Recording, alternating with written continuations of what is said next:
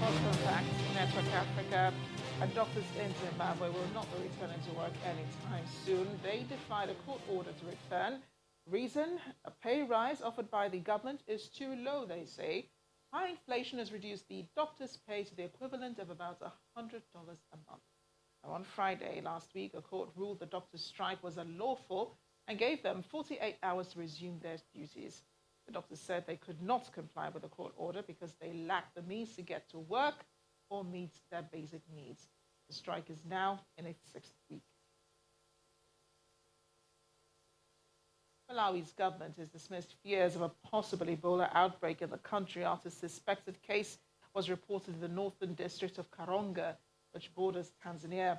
The patient, reported to be 37 years old, was admitted last week at a health facility after exhibiting symptoms associated with the disease, prompting fears of an outbreak.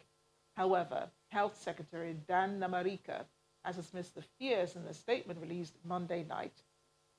Fears of a possible Ebola outbreak are heightened by the area's proximity to neighboring Tanzania, where the government has denied withholding information from the World Health Organization on suspected cases of Ebola. The Tanzanian government admitted earlier this month that it investigated some 28 suspected cases of Ebola over the past year, including 2 in September, but it says they all tested negative. A current outbreak in the east of the Democratic Republic of Congo has killed more than 2,000 people. And at least 22 people have been killed in a landslide in Ethiopia after heavy rains pounded the southern region. The disaster in Konta district, Dauro zone, saw waves of mud destroy 5 homes, killing residents and animals. A local official says 13 of those victims are women. Local media also reported a policeman and his family are among those killed. An operation to retrieve the bodies is underway, with rescuers using an excavator to dig through the mud. 17 bodies have been recovered so far. The local officials fear that more incidents will happen if the rains continue. A comprehensive education survey compiled by the Mo Ibrahim Foundation suggests the quality of education provided by African countries has declined over the past 5 years. The Ibrahim Index of African Governance found that poor access to a college and university level education was leaving people ill prepared for the job market. The study predicted the problem would become more acute as the majority age group in Africa is now 15. However, the report cited some progress towards health and nutritional goals, but said African governments on the whole had not managed to translate economic growth into opportunities for citizens. While all eyes are on Kenyan Olympian Eliud Kipchoge, making athletics history in Austria by finishing the marathon under 2 minutes, a small group of runners back home were doing their bit for the environment. Dozens of people ran through Nairobi's Karura Forest Reserve to mark 20 years since Nobel laureate Wangari Maathai was beaten and whipped by guards during a protest against the sale of public land there.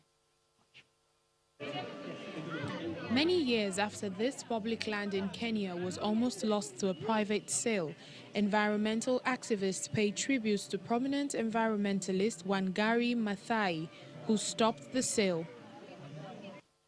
Running through the forest trails of Karura that was in danger of being sold to a private company in 1999.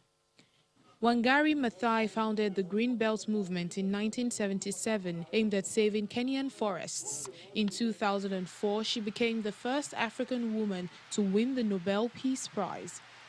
We want to thank the late Professor Wangari Maathai for saving this forest, because this is something that the Nairobians can enjoy, to come and run here and enjoy as much as we are protecting the environment. We care about the environment, so this is a very dear forest to not only to Nairobians but to Kenyans in large. Those who led the run are members of the Friends of Karura, a community-based organization inspired by Maathai's campaign. They also mark the 10th anniversary of the group's formation. We've been here for a run. We've partnered with friends of Karura, and it's been a great day today to be just out here running, enjoying the fresh air, seeing people very happy, and just appreciating that this is a result of that journey. Mathai's movement spread across Africa and has gone on to plant more than 47 million trees to slow deforestation and erosion. She joined the UN Environment Programme in 2006 to launch a campaign to plant 1 billion trees worldwide. She later died at the age of 71 in 2011. So we are not really fighting. A remarkable woman.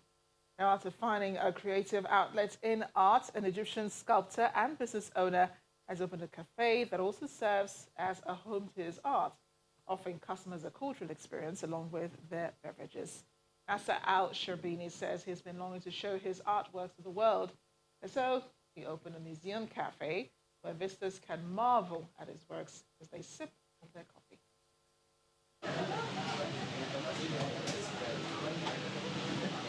The sign outside the cafe reads, "The Temer Henna Museum," and inside the coffee shop is riddled with statues and figures for visitors to explore.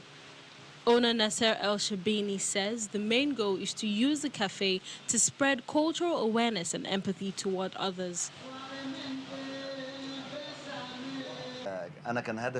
My goal from establishing the cafe and museum of Temer Henna was to spread cultural awareness, visual taste, principle and empathy toward the other through the museum.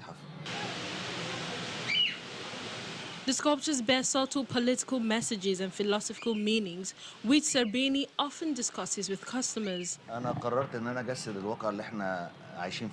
I decided to embody the reality that we live in, including the diverse and abnormal characters who live among us.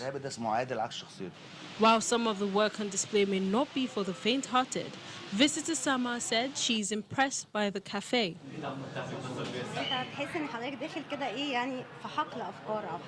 You feel as though you are going into a field of thoughts, a garden of thoughts. Today you can sit in a corner that represents something specific. It also has sculpting workshops and drawing workshops. I see people coming in here to work. It is honestly a terrific place. The cafe, which opened in 2017, features 70 statues and 90 taxidermied animals.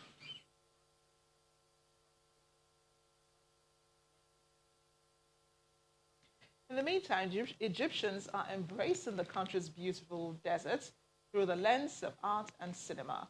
A new outdoor movie theater, accompanied by bonfires, music, and traditional food, has paved the way for an opportunity to enjoy the country. As the sun sets on the Egyptian desert, the glares from a projector screen of a makeshift cinema presents a new concept for moviegoers.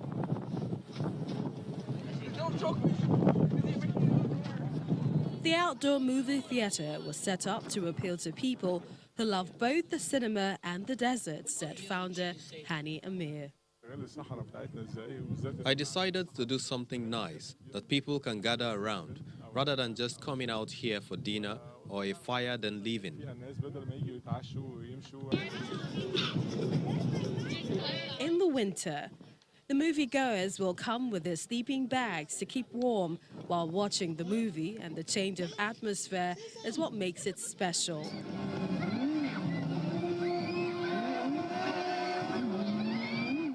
The desert is amazing. I think everyone should come. And I know it's cold, but it's really nice. But other than watching a movie, the venue offers various social activities, making use of the vast desert terrain. Folklore groups from Upper Egypt sometimes present shows, and people can also enjoy the music shows held at the venue. For one family, the desert is also just the right place to celebrate 2 birthdays. Gathered among family and friends, Malika Al-Shubagi held both her son and daughter's birthdays under the moonlight. She says she picked this location to show her children the beauty of nature in Egypt.